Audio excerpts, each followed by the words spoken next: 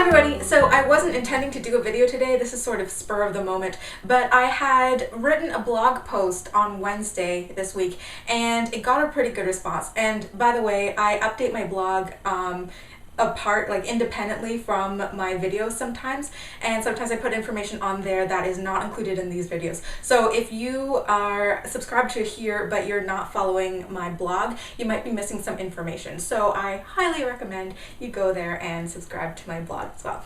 So anyways, a couple of days ago I had written a blog post on the 5 most important things you should consider when you're shopping for an off-the-rack corset. Now I had made previous videos on what to look for when you're looking for a corset, either in store or online, but I figured that this is a pretty good supplementary video to that. And I don't think that off-the-rack corsets are completely obsolete, especially if you are an occasional tight lacer or you're just sort of getting into corsetry and you're not sure if you like it. But I think it's a good diving board into the world of corsetry instead of starting with an off-the-rack corset, because there are some people, they find that they get their corset and they don't like the feeling and then they don't continue with it. At least with off the rack, you can exchange or return your corset sometimes, or in the very least, if it is a final sale, you won't have to be stuck with a $500 corset that you never wear. So it is a smaller investment and also a smaller commitment. But once you become committed, I highly recommend that you do go custom. I have explained on my blog why I think off the rack or ready-to-wear corsets and bespoke corsets can both survive together in the industry, so I will put links to that in the description down below. So anyways, going into the 5 most important factors, the first factor that you want to consider is how strong the corset is.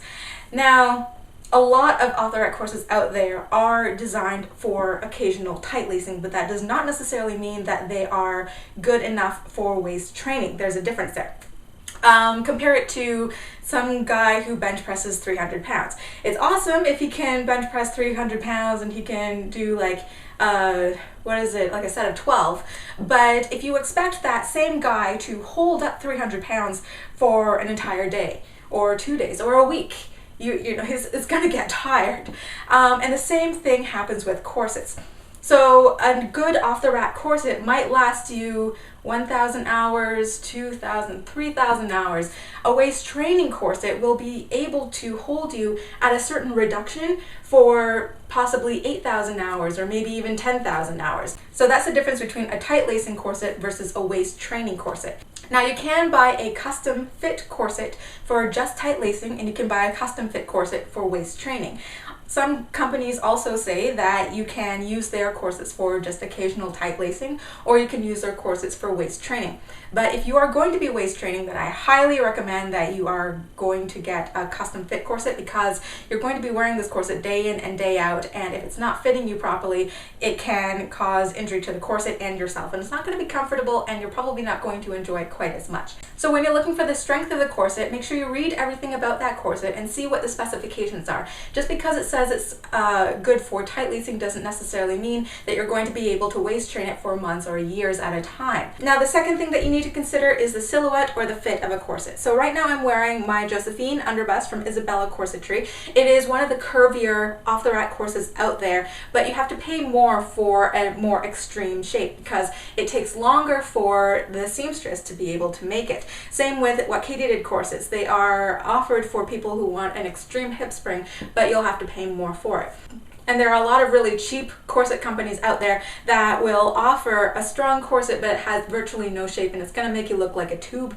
If you want to look like a cylinder, or if you're just wearing it for fashion purposes and you don't want to lace very tightly, then that sort of thing is fine. But don't expect a cylindrical corset to give you an hourglass shape. That's just not going to happen. That's not how physics works. Now, preferably, a corset company should provide a size chart of the approximate measurements, or the ratios at least, from the waist to the rib cage or bust, and also the waist to the hips. So you know that if you're going to buy a 22-inch corset, then it's going to be able to close completely on the back from top to bottom, and you're not going to have any wonky shapes in the back. I'm going to give you a link to my other corset video called Shape of the Corset Gap, so that if your corset is not giving you a nice parallel straight gap in the back, then you'll be able to troubleshoot and figure out what part of the corset is not fitting you properly and what other brands you might be able to try so that you do get a better fit if you want to stick with off-the-rack corsets corsets. But of course, if you go custom, then you avoid all of these problems. The third factor that most people consider when they're shopping for a corset is price.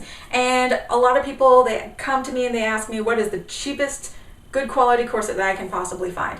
And that's a little bit of an oxymoron, because you cannot find a corset for $20 that's going to function like a $500 corset.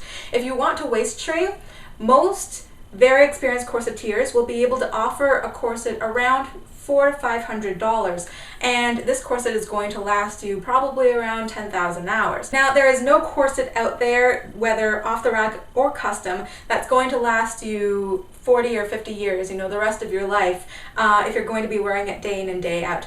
The best you could probably hope for is maybe between 1 or 2 years if you're going to be wearing it on a daily basis. But Marianne Faulkner, who is the owner of Pop Antique and also a regular corsetier and model for Dark Garden, had said that when you are shopping for a corset, that's not the time to be bargain hunting, and I agree 100%. If you want a certain quality, you're going to have to pay for it.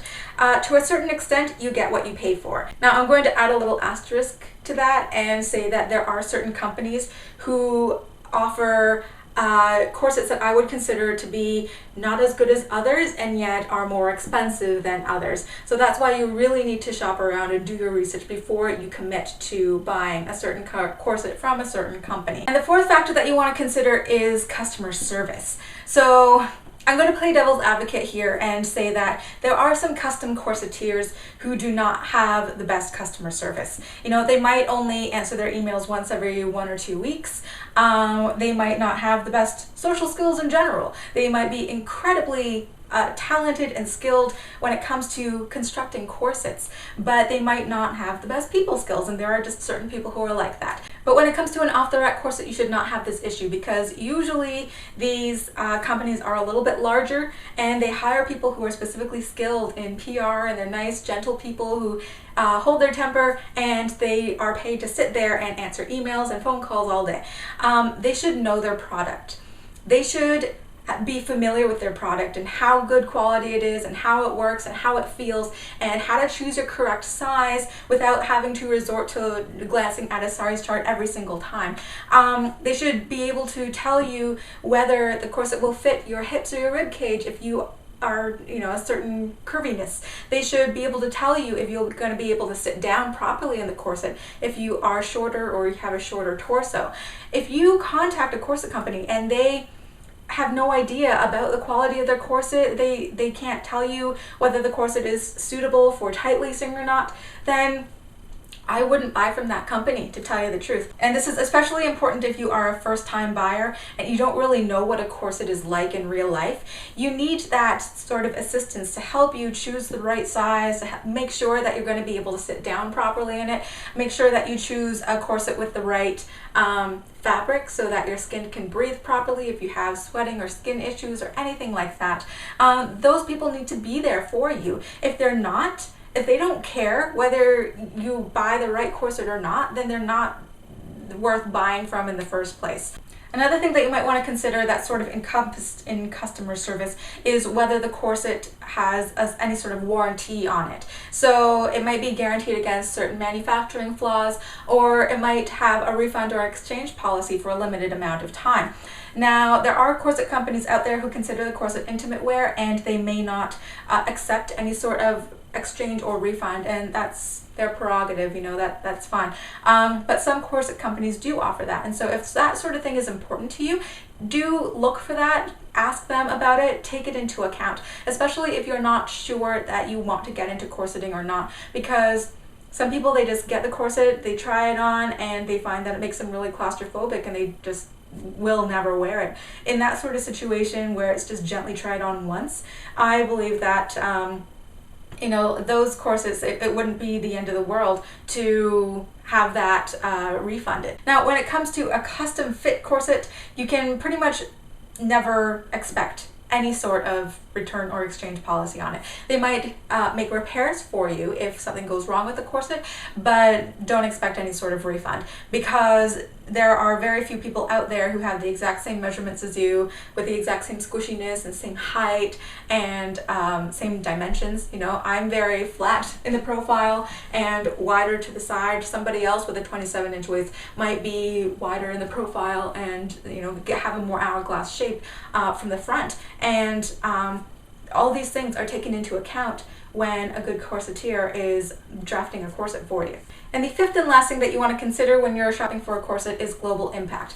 And unfortunately, some people don't really care about this. And I have to admit that several years ago when I was first getting into off-the-rack corsets, I didn't know that much about, say, third world sweatshops or pollution, or like I was very sheltered, okay? And if that sort of thing is important to you, then don't be afraid of contacting customer service and asking them, where are your corsets made? You know, like, do you know anything about the working conditions there? There are certain people who actually go to the place of manufacturing, such as what Katie did. They actually go to India and Pakistan and oversee the working conditions there to make sure that everything is fair. Versatile Corsets actually has all of their corsets made in the USA, so they do not employ any sort of third world sweatshops or anything like that. So if that sort of thing is important to you, then ask them, you know, where are their corsets made? Another thing would be pollution. Some people don't like any sort of plastics whatsoever, or any sort of synthetic materials, including polyesters or nylon in their corsets, because it can contribute to pollution. And I mean, if you are going to be buying a waist training corset anyways, then I recommend getting something all natural, like silk or cotton. So that if that sort of thing is important to you, then don't be afraid to ask, and you know, feel good about yourself that you're at least partially contributing to a better economy and less pollution in some way. So I hope this cleared up a lot of questions on what to look for when you're purchasing a corset that is not just focused on the individual parts of the corset. If you have anything to add to this, I would love to hear it. So comment down below or post a video response. And I will see you guys next week for the next video. Bye.